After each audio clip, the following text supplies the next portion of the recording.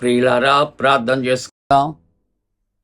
మహోన్నతుడా, సృష్టికర్త, జీవాధిపతి దేవా, ఈ ప్రాతకాలపు నా తండ్రి, ఈ సమయంలో ప్రభా నీ వాక్య ధ్యానాన్ని చేయటానికి మాకు ఇచ్చిన అవకాశాన్ని బట్టి స్తోత్రాలు.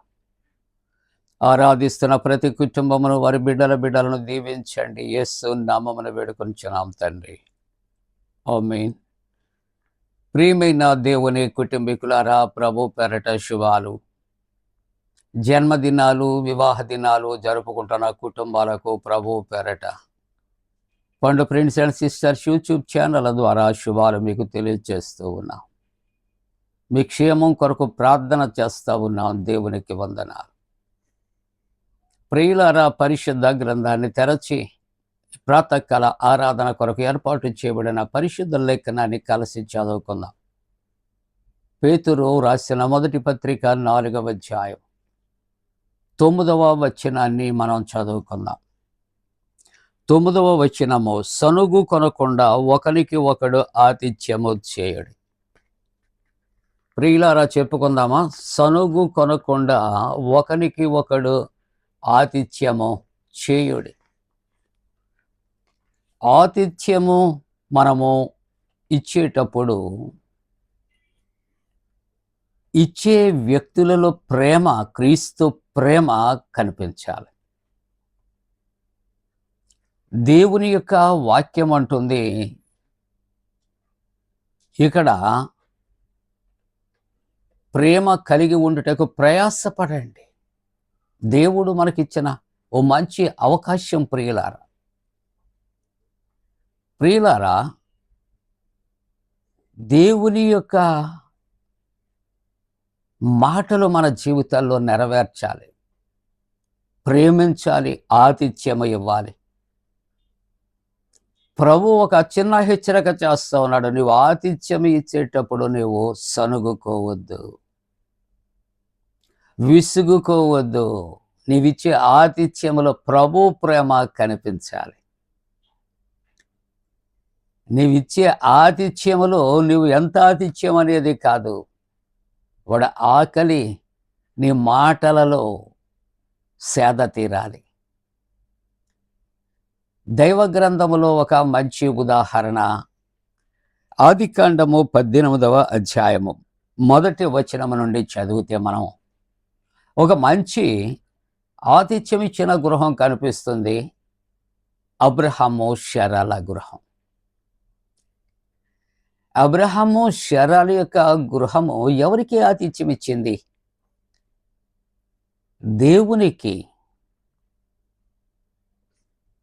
దేవదూతలకు ఆతిథ్యం ఇచ్చినట్లు దేవుని యొక్క వాక్యం. ప్రియ దేవుని బిడ్డలారా, ఇక్కడ మమ్రే దగ్గర సింధూర వనములో అబ్రహాము ఎండవేళ గుడారపు ద్వారమందు కూర్చుని ఆయన ఉన్నాడు. ఆ సమయంలో ఉన్నట అబ్రహామునకు యెహోవా దేవుడు కనిపించాడు. ఎవరు కనిపించాడు చెప్తారా? యెహోవా దేవుడు అబ్రహాముకు కనపడ్డాడు. అంత మట్టుకే కాదు, కన్నులెత్తి అబ్రహాము చూసినప్పుడు మరి ముగ్గురు కనిపించారు. ప్రియులారా, ఆ ముగ్గురు కూడా అతని ఎదుట నిలువబడి ఉన్నారు అని 2వ వచనంలో రాయబడింది. కాబట్టి ఇక్కడ ముగ్గురు మనుష్యులు అతని ఎదుట నిలవబడి ఉన్నప్పుడు అతడు వారిని చూచి, ఎవరు? అబ్రహాము వారిని చూచి గుడారపు వాకిట నుండి వారిని ఎదుర్కొనుటకు పరిగెత్తి నేల మట్టుకు వంగి 3వ వచనములో, నీ కటాక్షము నా మీద ఉన్న ఎడల ఇప్పుడు నీ దోస్తిని దాటిపోవద్దు. అంటే తనలో ఎంత భక్తి, ఎంత ప్రేమ, వారికి ఆతిథ్యము ఇవ్వాలి అని తపన కనిపిస్తుందో చూద్దాం. ఈ దీనదాస్తిని కటాక్షించిన ఎడల ఇంటిని మీరు దాటిపోవద్దు. అంటే మీరు తప్పనిసరిగా రావాలి, మా ఆతిథ్యాన్ని మీరు స్వీకరించాలి. కాబట్టి ఇక్కడ దేవుని యొక్క వాక్యములో చూస్తూ ఉంటున్నప్పుడు ఈ యొక్క ఆతిథ్యం ఏ విధంగా ఉంది అంటే, అబ్రహాము ఇంటికి వచ్చాడు. 6వ వచనములో, గుడారములో ఉన్న తన భార్య అయిన శారా యొద్దకు తాను త్వరగా వెళ్ళాడట. శారాతో అంటున్నాడు, నువ్వు త్వరపడి 3 మానికల మెత్తని పిండి తెచ్చి పిసికి నీవు రొట్టెలు చేయి. ఎందుకంటే దేవుడు మన ఇంటికి వస్తున్నాడు. ఇదిగో దేవుని యొక్క దూతలు మన ఇంటికి వస్తున్నారు. వారికి ఆతిథ్యం ఇవ్వాలి. ఎంత గొప్ప వ్యక్తిత్వము! ఇక్కడ 7వ వచనంలో చూస్తే, మరియు అబ్రహాము పశువుల మందకు పరుగెత్తి ఒక మంచి లేత దూడను తెచ్చి పనివానికి అప్పగించాడు. త్వరగా సిద్ధపరిచాడు. వెన్నను పాలను తాను సిద్ధము చేశాడు. దూడను తెచ్చి వారి ఎదుట పెట్టి వారు భోజనము చేయుచుండగా వారి యొక్క చెట్టు క్రింద నిలిచుండెను. ప్రియా దేవుని బిడ్డలారా, నీవు ఇదిగో దేవుని యొక్క ప్రేమను కలిగి నీవు దేవుని బిడ్డలకు ఆతిథ్యము ఇవ్వాలి అని నీవు ఆశపడినప్పుడు, ఆశ కలిగినప్పుడు, వారిని నీ ఇంటికి పిలిచినప్పుడు, ఆ ప్రేమ భార్యలోనే కాదు, భర్తలోనే కాదు, భార్యాభర్తలు ఇరువురిలో కూడా కలిగి ఉండాలి. ఏమిటి అంటే క్రీస్తు ప్రేమ. క్రీస్తు ప్రేమ మమ్మల్ని బలవంతము చేయొచ్చు ఉన్నది. వారిద్దరూ కూడా, ఆమె పిండి నానబెట్టి రొట్టెలు చేసింది. అబ్రహాము మందలోనికి వెళ్ళి ఒక దూడను సిద్ధపరిచి తీసుకుని వచ్చి అక్కడ వారికి ఆహారాన్ని వారికి ఏర్పాటు చేసినట్లుగా మనము దేవుని యొక్క వాక్యములో మనము చూస్తూ ఉన్నాం ప్రియులారా. కాబట్టి ప్రభు పెరట మనము ప్రభు బిడ్డలను చేర్చుకోవాలి. ప్రభు యొక్క బిడ్డలకు ప్రభు పెరట ఆతిథ్యము చేయాలి. ఆకలి దప్పికలు తీర్చాలి. దేవునికి అనగా దేవుని పేరట దేవుని పిల్లలను చేర్చుకొని ఇచ్చినటువంటి ఆతిథ్యము వట్టిని పోయేదే కాదు, వారి పిల్లల తరాలకు ఆశీర్వాదకరంగా ఉంటుంది. అందుకని దేవుని యొక్క వాక్యం అంటుంది, మీరు సనుగు కొనకుండా దేవునికి ఆతిథ్యము ఇవ్వండి. ఆతిథ్యము చేయ మీరు మరొకండి. ఆతిథ్యము ఇవ్వటానికి మీరు సనుగు కొనకండి. అనేక మంది దేవుని కొరకు ఇచ్చి చేసి ఆశీర్వదించబడ్డారు. అబ్రహాము, శారాలు వారు దీవించబడ్డారు, ఆశీర్వదించబడ్డారు.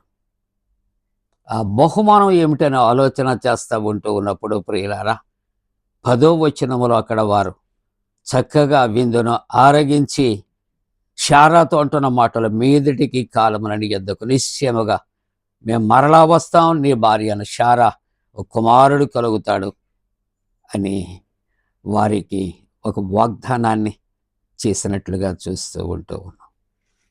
అసాధారణమైనటువంటి కార్యాలు, అసాధారణమైన సమయాలు, అబ్రహాం, శారాలు వయోవృద్ధులు, అటువంటి పరిస్థితుల్లో అసాధ్యమైన దేవుని యొక్క దూతలను చేర్చుకుని ఆతిథ్యమిచ్చుట ద్వారా అబ్రహాము, శారాల గృహములో నవ్వు అనే కుమారుడు ఇస్సాకును వారు పొందారు. కారణము దేవుని పిల్లలను చేర్చుకుని ఆతిథ్యమిచ్చుట.